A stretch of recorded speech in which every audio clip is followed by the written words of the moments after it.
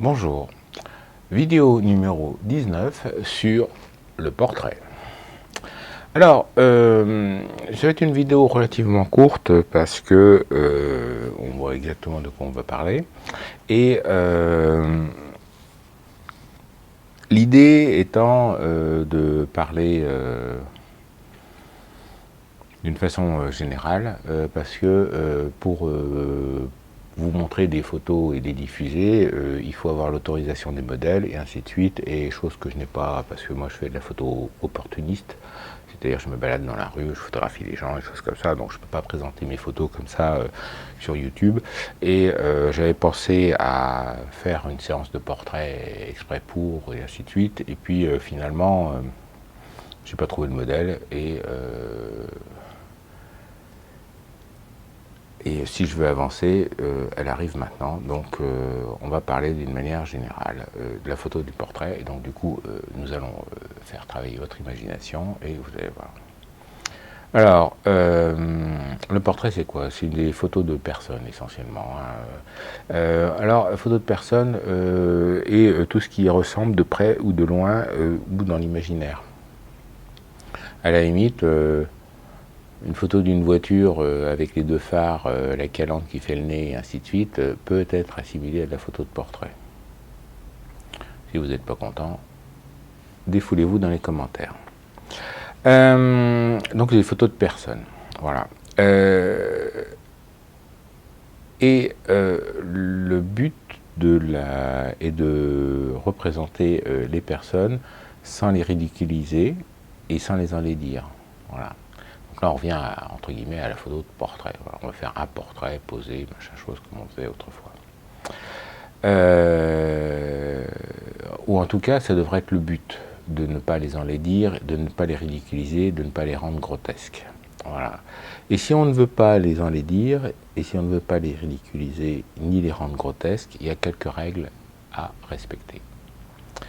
Et si vous ne les respectez pas, eh bien, vous risquez de faire une photo où la personne aura l'air ridicule, aura l'air grotesque, et va peut-être même être enlaidie. Après, on fait ce qu'on veut, hein. On est en démocratie, encore pour l'instant.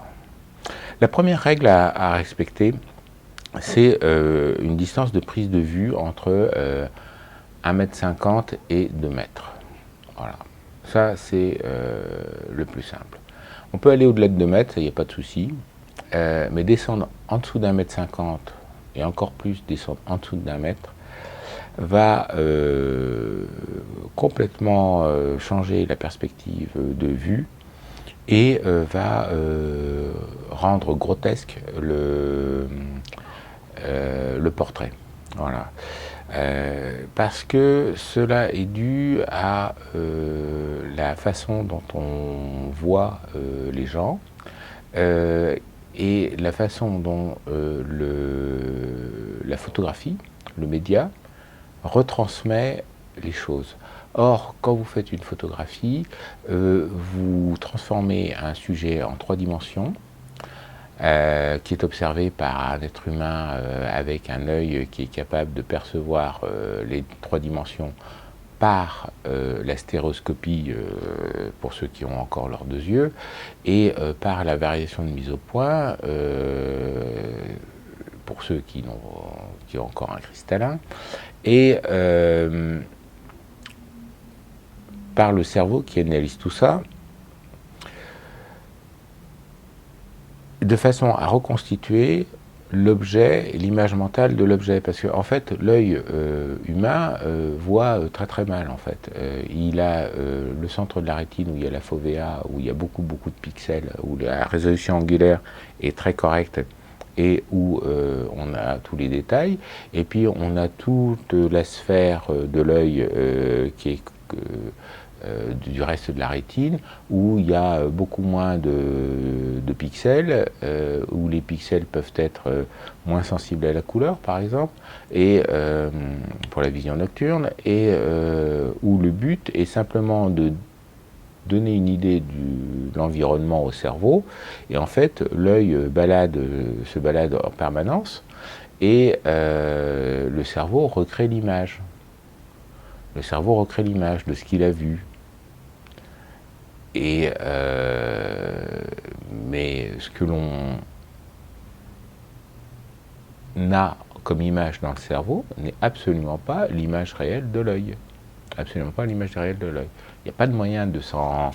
Il n'y a pas réellement de moyen de s'en persuader, si ce n'est, il y a un test optique où là, vous mettez 2 points à une certaine distance, et puis vous mettez bien l'œil, alors ça se fait avec un seul œil, vous mettez bien l'œil à une position, et en fait, vous voyez le deuxième point qui disparaît, parce qu'il y a un moment donné où le deuxième point tombe dans la zone aveugle de la rétine, où il y a l'arrivée du nerf optique. Voilà, donc c'est le seul moyen de se dire, ah tiens, mon œil peut ne pas voir quelque chose.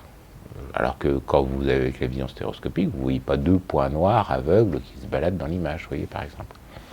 Et là, ça va jouer dans la photographie, parce que tout d'un coup, tout le sujet est mis à plat sur un objet, une feuille de papier, un écran d'ordinateur, et ainsi de suite. Et pour le cerveau, il n'a plus ce travail de reconstitution du sujet à faire, il ne la fait pas, et donc du coup, il voit les choses, comment la physique et les lois de l'optique le projettent, et non pas comment lui reconstruit le sujet. Et notamment, ça va être caricatural dans le portrait, sur les proportions de la taille du nez versus la taille des oreilles. Je vais vous montrer celle qui a la lumière, tant qu'à faire, la taille des oreilles. Voilà. Parce que grosso modo, on a une taille du nez qui est à peu près égale à la taille des oreilles. Voilà. Mais, si on prend une focale qui est trop courte, on va avoir le nez qui va être beaucoup plus proche que l'oreille, et donc l'oreille va être beaucoup plus petite, parce qu'elle sera en perspective plus loin que le nez, et donc on va se retrouver avec un gros pif, et on va se retrouver avec des petites oreilles. Voilà, donc, et ça, le seul moyen de le faire, entre guillemets, à coup sûr, c'est de respecter une certaine distance, donc de 1,50 m à 2 m, parce que finalement, la distance entre le bout du nez et la pointe de l'oreille, qui est la profondeur du visage, hein, plus vous vous mettez loin, plus en proportion c'est faible. Si j'ai à peu près, je sais pas combien ça fait 10-15 cm entre l'arrière de mon oreille et le bout de mon nez, par exemple, et que l'on prend un 15 cm, et l'oreille est 2 fois plus loin que le nez. Donc l'oreille va être 2 fois plus petite que le nez, quoi, grosso modo. Si on le fait à 1,50 m, bon, ça fait 1,50 m et 1,65 m, la différence se ressent plus, et à 2 m encore mieux. Donc, la distance de prise de vue est importante. Parce que c'est le point de vue qui définit la perspective. C'est le point où vous vous mettez, photographe, où vous mettez la pupille d'entrée de votre objectif. C'est ça qui va définir le point à partir duquel tout va être photographié, et c'est lui qui va définir la perspective de la photo et les proportions. Voilà. La longueur focale de l'objectif, du zoom, de la bague que vous avez tournée ou de l'objectif que vous avez utilisé, lui va simplement, à partir de ce point-là, vous permettre de définir le champ, l'angle de champ que vous allez pouvoir voir dans la proportion de la sphère qui est tout autour de vous, qui est tout autour de ce point, et le format, la taille du capteur versus la focale, et suivant comment vous vous orientez, va vous permettre de définir votre cadrage. Mais la perspective, la taille relative des objets en avant-plan, en arrière-plan, et ainsi de suite, ça va être défini par l'endroit où vous êtes, vous, et l'endroit où sont ces objets, eux. Voilà. La focale n'y est pour rien, simplement, si vous prenez une longue focale, vous allez grossir les objets à l'arrière, et parce qu'on les verra mieux, et puis si vous prenez une focale qui est plus courte, au contraire, ils sont rendus beaucoup plus petits. Voilà. Et dans le portrait, ce que je dis là, c'est valable dans le portrait, dans le paysage, c'est valable partout. Pour l'instant, on n'a pas attaqué réellement le vif du sujet du portrait, hormis en parlant de cette distance-là, parce que la distance entre 1,50 m et 2 mètres, eh ben, les tailles de crâne des gens, les tailles des têtes, varient finalement très peu. Hein. Il suffit d'aller chez un marchand de chapeaux pour s'apercevoir qu'il n'y a pas des dizaines et des dizaines de tailles différentes de chapeaux. Hein. Alors bien sûr, un nourrisson, c'est une tête qui tiendra grosse comme une orange, oui, et ça porte pas de chapeau, ça porte des bonnets. Voilà, ça c'est dit. Et puis on va jusqu'à des gens qui ont un tour de tête qui fait dans les 64 cm grand max de tour de tête. Hein, vous voyez ce que je veux dire. Donc on a une variation de volume de 1 à 4 grand max, quoi, ou quelque chose comme ça, quoi. Et chez les personnes adultes, c'est encore plus faible la variation. Voilà. Sachant que le crâne a arrêté de pousser, je sais pas, moi je suis en train de dire peut-être que vers 10, 12 ans, 13 ans, les os du crâne ne prennent plus d'ampleur. Voilà. Il y a l'histoire du maxillaire qui descend à l'adolescence, mais autrement, c'est tout, quoi. Donc la longueur de focale, elle va vous permettre, à partir de votre endroit où vous vous installez, jusqu'à le sujet que vous photographiez, elle va vous permettre de définir l'angle de champ que vous allez avoir avec le cadrage, comme ça, mais ne définira pas la perspective et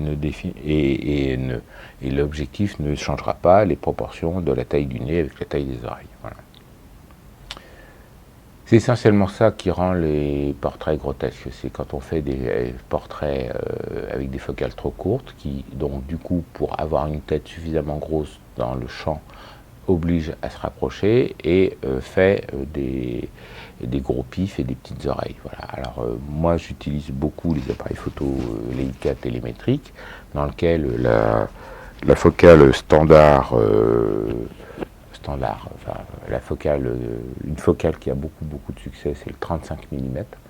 Et le 35 mm, ben, moi je vois des gens qui font des portraits au 35 mm, ben, je trouve que c'est grotesque et que ce n'est pas respecter le sujet que de photographier quasiment plein cadre quelqu'un au 35 mm en 24-36. 35 mm en 24-36. Voilà. Autre règle immuable, c'est-à-dire que c'est pareil, c'est comme je connais pas de, c'est comme la règle qui dit qu'on fait la netteté sur le sujet, et je ne connais pas de photo où le sujet flou fonctionne. Les yeux doivent être nets. Voilà. Les yeux dans le portrait doivent être nets. Il faut à tout prix que les yeux soient nets. Voilà. Ça veut dire, et ad minima, l'œil qui est le plus proche de l'objectif. Voilà. Et quand on dit l'œil doit être net, c'est la pupille de l'œil qui doit être nette. C'est pas les cils, c'est pas les fossiles, c'est la pupille qui doit être nette. Voilà. Comme d'habitude, faites vos gammes, hein, trouvez-vous un cobaye, prenez le temps de faire la netteté sur l'œil, exactement, faire la netteté sur les cils, exactement, faire la netteté sur le bout du nez, exactement, sur le sourcil il y a du relief, hein, sur l'oreille, et puis vous verrez, vous mettez les 5 photos sur l'écran, et puis vous regardez ce que ça donne, et puis vous voyez bien que, oui, la pupille, quand la pupille est nette, c'est mieux. Voilà. Le visage parle quand la pupille est nette. Voilà. Donc les yeux doivent être nets. Autre règle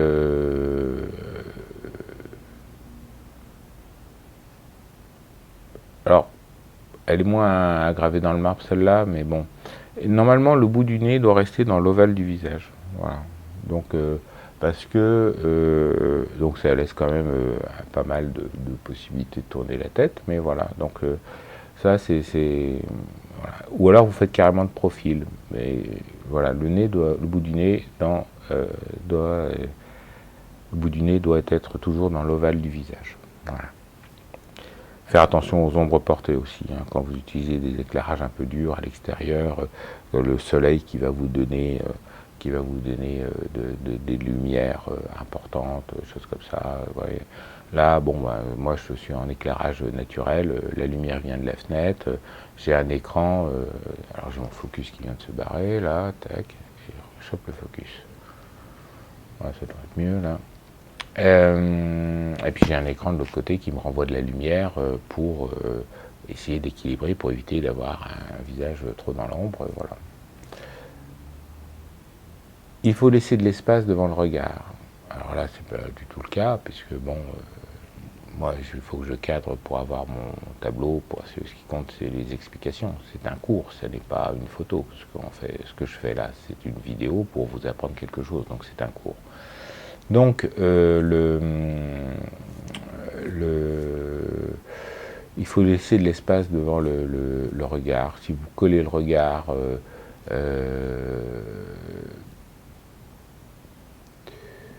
s'il y a autant d'espace devant le regard que derrière la tête, parce que par exemple vous avez cadré la tête très très serrée, choses comme ça, c'est acceptable. Mais à partir du moment où il y a un déséquilibre entre l'arrière de la tête dans le cadrage et l'avant de la tête dans le cadrage, il faut favoriser, ça marche beaucoup mieux quand on va laisser de l'espace devant le regard, c'est-à-dire devant la partie où il y a les yeux et choses comme ça et pas l'arrière. Voilà. À la limite, vous pouvez couper l'arrière de la tête, c'est pas gênant, choses comme ça, sauf chez les filles quand elles se sont fait une queue de cheval ou choses comme ça, mais enfin voilà, quand la coiffure commence à être apparente et que, enfin tout ça c'est très vague, parce qu'on va trouver 10 photos exemples qui vont prouver ce que je dis et 50 photos contre-exemples, tout simplement parce qu'on n'aura pas cherché plus de photos qui prouvent. Voilà. Donc il faut laisser de l'espace en avant du regard.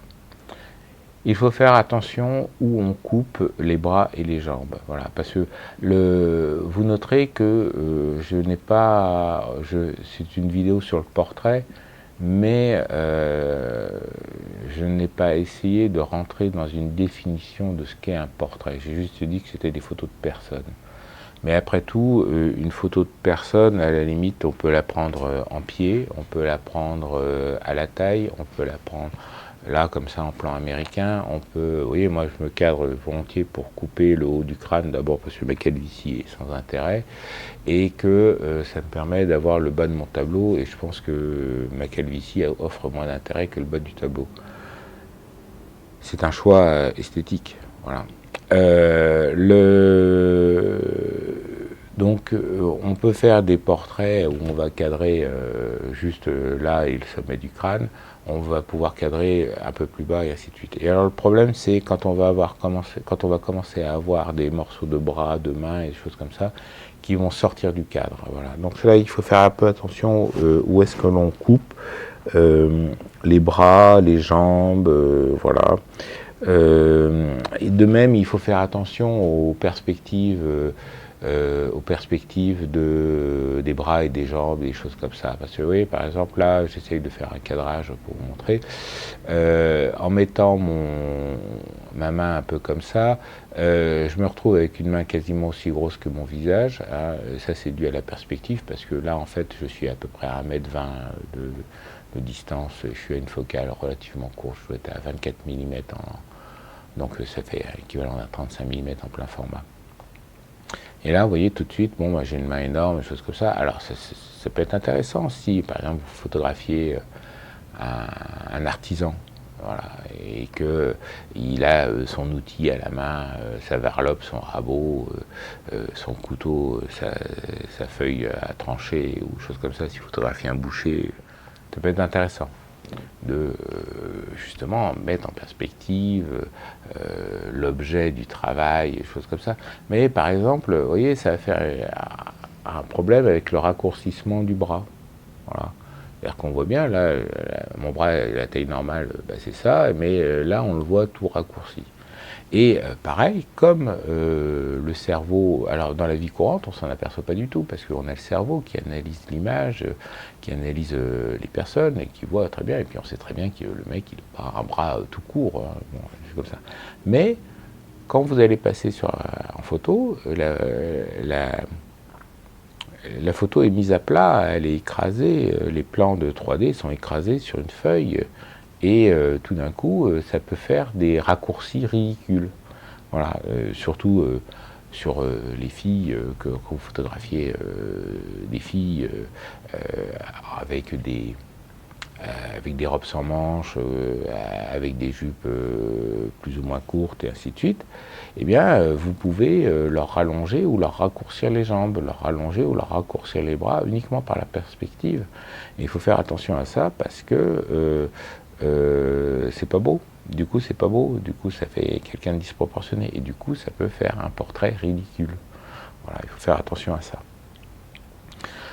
De même, il vaut mieux, il faut faire attention où on coupe au niveau des articulations et des choses comme ça, parce que certaines fois ça rend pas bien et ainsi de suite, quoi.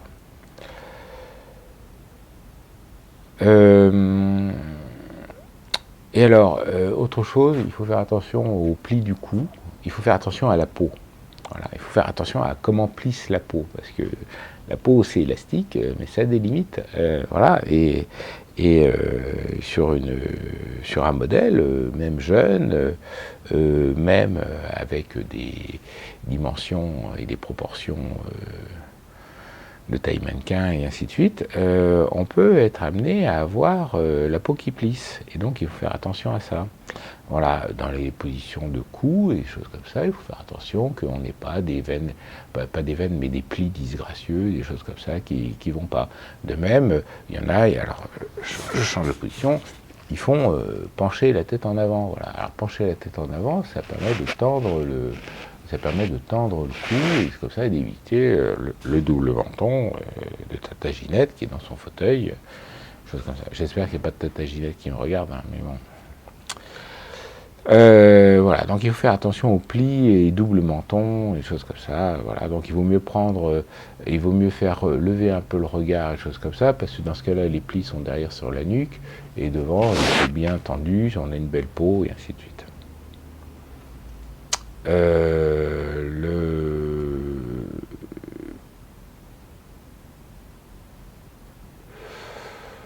Voilà, donc c'est à peu près tout ce dont il faut faire attention. Alors après, maintenant, d'un point de vue technique. Toujours dans la perspective de garder un sujet qui ne soit pas ridicule, ne pas en dire la personne, et ainsi de suite. Et donc là, maintenant, on va parler choix de focale pour les angles de champ, choses comme ça, toujours pour une distance entre 1,50 m et 2 m. Donc en 24-36, les focales à portrait, ce qu'on appelle les focales à portrait dans les catalogues ou tout comme ça, ou dans les bouquins de photos, c'est grosso modo de 75 mm à 135 mm. Voilà. C'est pour ça que le 135 mm a été très très en vogue jusque dans les années 70 à peu près, parce que c'était une focale à portrait. Voilà, on faisait des portraits, donc on faisait des portraits très très serrés, au 135 mm, avec une bonne distance, des choses comme ça, et voilà. Si on transpose ces focales-là, bon, ben, si vous êtes en APS-C, en format DX chez Nikon, ou en APS-C chez Canon, ou chez tout le monde, donc avec un coefficient de grosso modo 1,5, ben, ça va vous faire des focales entre 50 mm et 90 mm. Si vous avez des formats de capteurs encore plus petits, comme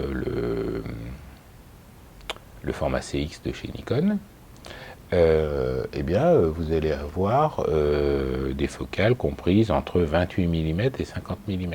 D'accord ? Ça, je vous renvoie à la vidéo qui explique tout ça, les facteurs de crop et ainsi de suite.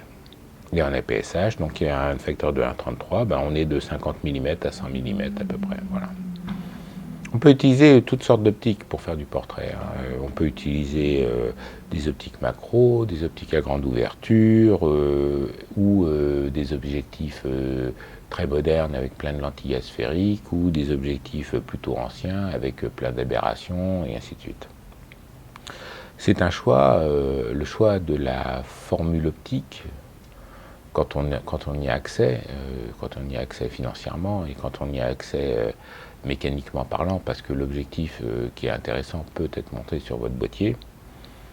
Eh bien, ça on verra ça plus loin sur comment choisir un objectif, parce que finalement, c'est quelque chose que l'on ne peut aborder qu'à partir du moment où on connaît les sujets qui nous intéressent et comment on peut les traiter. Donc, on peut être intéressé pour utiliser des objectifs anciens. Quand je dis anciens, c'est des objectifs qui ont 20 ans, 30 ans, 50 ans, 100 ans. Voilà, 100 ans. Vous trouvez des objectifs qui étaient utilisés autrefois pour des montures, pour des chambres, des objectifs avec des montures en laiton, avec des verres qui ne sont pas traités, et puis ça vous donne des résultats qui sont très bien. Alors, on va tout de suite casser un truc. Oui, on peut faire plein de choses dans Photoshop, c'est vrai. On peut faire plein de choses dans Photoshop. Mais pour faire plein de choses dans Photoshop, d'abord, il faut être un dieu de Photoshop, parce que c'est pas si évident que ça à maîtriser. C'est même pas évident du tout. Photoshop, Lightroom, mais encore plus dans Photoshop. Donc, c'est vrai, on peut faire plein de choses, mais il y a 2-3 trucs que Photoshop ne saura jamais refaire. Le premier, on en parlera plus tard, c'est le phénomène de filtre polarisant. Ça, Photoshop, il ne sait pas faire. Et ensuite, c'est les aberrations optiques. Il arrive à les corriger, les créer sans que ça soit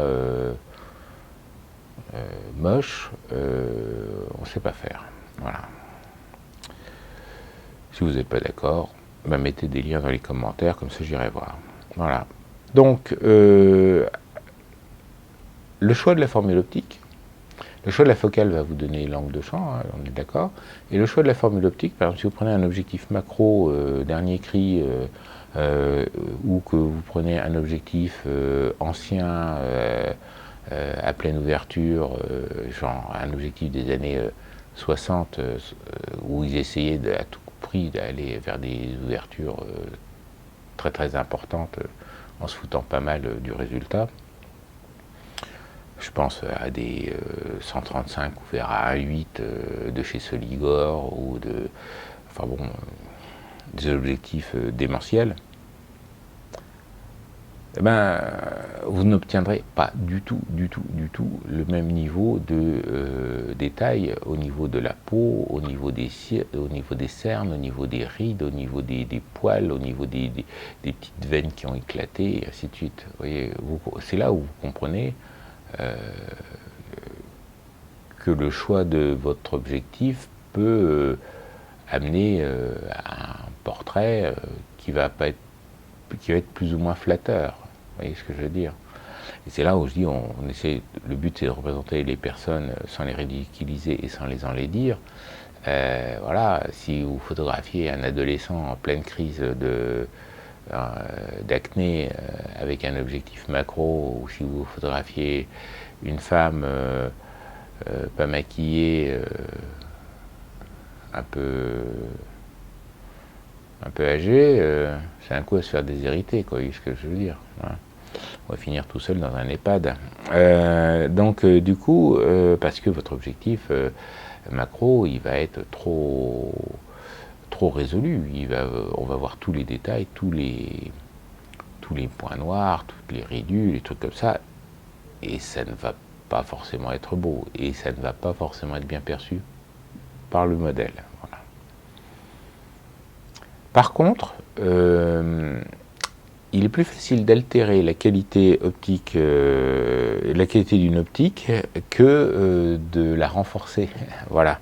C'est pour ça que, notamment dans le choix des optiques, une optique avec une très bonne résolution et ainsi de suite sera plus facile à à rendre moins résolvante, moins sharp, moins ciselée, moins que l'inverse. Enfin, à l'inverse, si c'était possible, on le saurait. En fait, on ne peut pas faire. Si vous avez un objectif qui n'a pas de résolution, il n'aura toujours pas de résolution, quoi que vous fassiez. Alors qu'un objectif qui est hyper résolu, eh bien, par exemple, vous achetez un filtre neutre sur eBay, un filtre de protection, un filtre UV sur eBay, du bon diamètre, hein, le moins cher possible, hein, mais neuf, mais le moins cher possible. Donc un truc chinois à 5 euros ou un truc comme ça. Et bien là déjà, si vous le vissez sur votre objectif très très bon, il y a une possibilité que ça altère déjà bien la qualité image. Et je dis bien il y a une possibilité parce que les Chinois quand même fabriquent de mieux en mieux les trucs de moins en moins chers. Donc c'est même pas certain. Par contre, si vous mettez 2-3 empreintes de pouce, pouf, dessus, et c'est pour ça qu'il faut un filtre qu'on peut enlever, hein, là c'est certain, voilà, avec une empreinte de pouce sur votre lentille, votre objectif il en prend un coup, c'est certain, quelle que soit sa qualité, quel que soit son prix, et ainsi de suite. Voilà, donc le secret d'un objectif adapté à la photo de portrait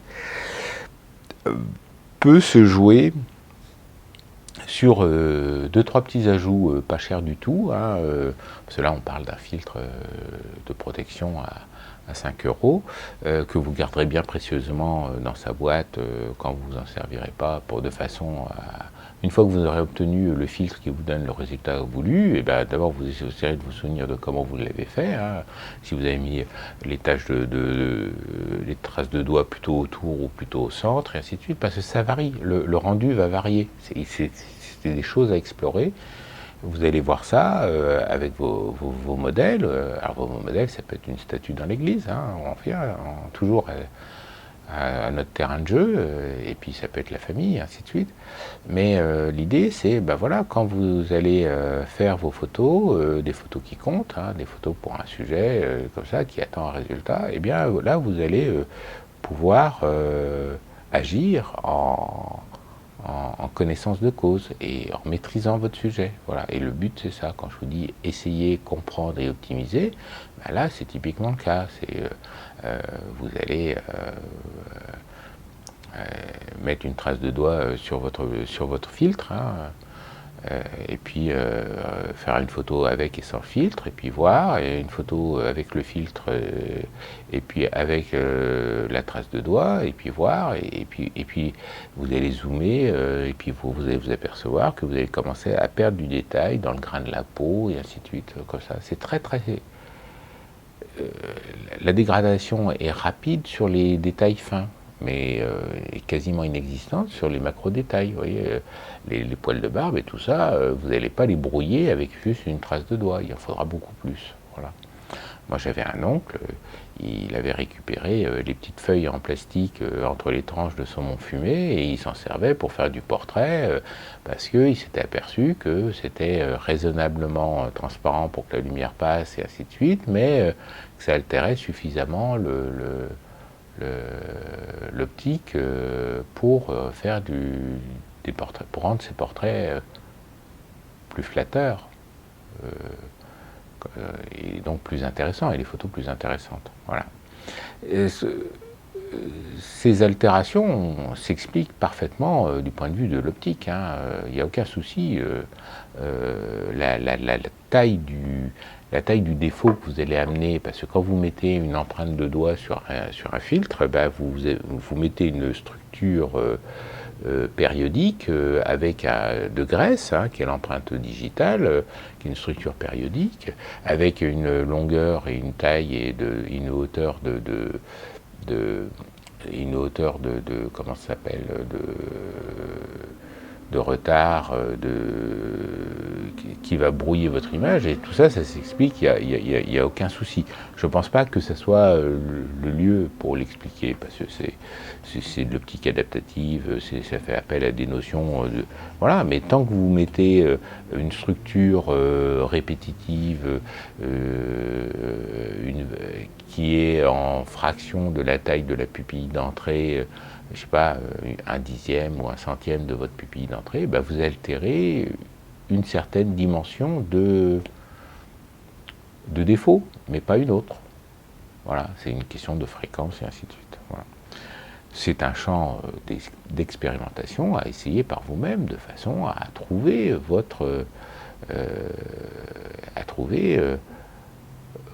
filtres à effet. Voilà. Moi, quand j'étais gamin, je portais les valises pour un photographe. Il utilisait des filtres coquins qui existent toujours, hein, mais pour ses photos de portrait, il achetait le filtre basique de chez Coquin, qui est une plaque de plastique transparente, polie, tout ça, parfaite. Qui est assez délicate, qui est assez difficile à trouver maintenant, hein, parce que il y a beaucoup de copies chinoises, et puis ce filtre-là, il ne le copie pas, ou ainsi de suite. Donc, il sait pas. Si vous voulez le filtre basique de chez Coquin, il faut aller chez Coquin. Donc, vous allez le payer cher, mais voilà. Et puis, il faisait ses filtres à effet lui-même, qu'il avait testé, et tout comme ça, et il utilisait de l'adhésif, du Magic Tape de chez Scotch, là, de chez 3M, et il en mettait certaines quantités, et puis il les coloriait avec du crayon pour donner des couleurs, et ainsi de suite, et puis voilà, et il en avait une dizaine, une quinzaine comme ça, mais c'était ses filtres à lui qu'il avait fait, et du coup, les photos qu'il vendait, il n'y avait que, puis c'était photographe professionnel, hein, il faisait des portraits, les gens payaient pour se faire photographier à l'époque, voilà, c'était ses effets à lui, personne d'autre les avait, et ainsi de suite. Si vous achetez un filtre en boutique, voilà, c'est comme le mode automatique de votre appareil, c'est l'ingénieur japonais qui a dit, bah tiens, on va faire comme ça, et puis ça leur plaira, et puis ils l'achèteront, voilà.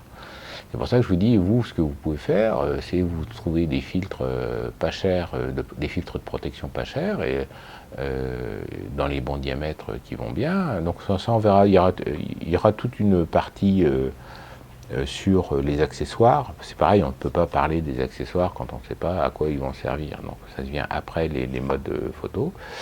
Et donc voilà. Donc comme toujours, vous essayez. Hein. Comme toujours, donc vous prenez un fil, vous mettez les trucs, puis vous essayez. Voilà, vous essayez, vous comprenez et vous optimisez. Voilà. Sur ce, je vous dis bonsoir et faites des photos. Au revoir.